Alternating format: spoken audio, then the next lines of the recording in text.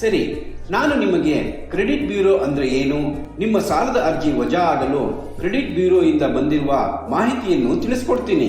ನಿಮಗೆಲ್ಲರಿಗೂ ತಿಳಿದಿರುವಂತೆ ಎಲ್ಲ ಮೈಕ್ರೋ ಫೈನಾನ್ಸ್ ಸಂಸ್ಥೆಗಳು, ಬ್ಯಾಂಕುಗಳು ಹಾಗೂ ಹಣಕಾಸು ಸಂಸ್ಥೆಗಳು ತಮ್ಮ ಸದಸ್ಯರಿಗೆ ಕೊಡುವ ಸಾಲಗಳ ಮಾಹಿತಿಯನ್ನು ಮತ್ತು ಪ್ರತಿ ಸದಸ್ಯರ ಮರುಪಾವತಿಯ ವಿವರಗಳನ್ನು ಕ್ರೆಡಿಟ್ ಬ್ಯೂರೋ ಜೊತೆಗೆ ಹಂಚಿಕೊಳ್ಳುತ್ತಾರೆ.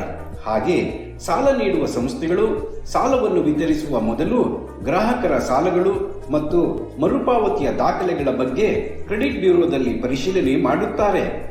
ಇದನ್ನೇ ನಾವು ಕ್ರೆಡಿಟ್ ಬ್ಯೂರೋ ಮಾಹಿತಿ ಅಂತ ಕರಿತೀವಿ. ಅಲ್ಲದೆ ಮೈಕ್ರೋ ಫೈನಾನ್ಸ್ ಸಂಸ್ಥೆಗಳು ಗ್ರಾಹಕರಿಗೆ ಸಾಲ ನೀಡುವ ನಿಯಮಗಳ ಬಗ್ಗೆ ಎಲ್ಲ ಹಣಕಾಸು ಸಂಸ್ಥೆಗಳಿಗೆ RBI ಹೊಸ ಮಾರ್ಗಸೂಚಿಯನ್ನು ಹೊರಡಿಸಿದೆ. ಹಾಗಾಗಿ ಸಂಸ್ಥೆಗಳು ಈ ಮಾರ್ಗಸೂಚಿಯನ್ನು ಕಡ್ಡಾಯವಾಗಿ ಅನುಸರಿಸಬೇಕಾಗುತ್ತದೆ.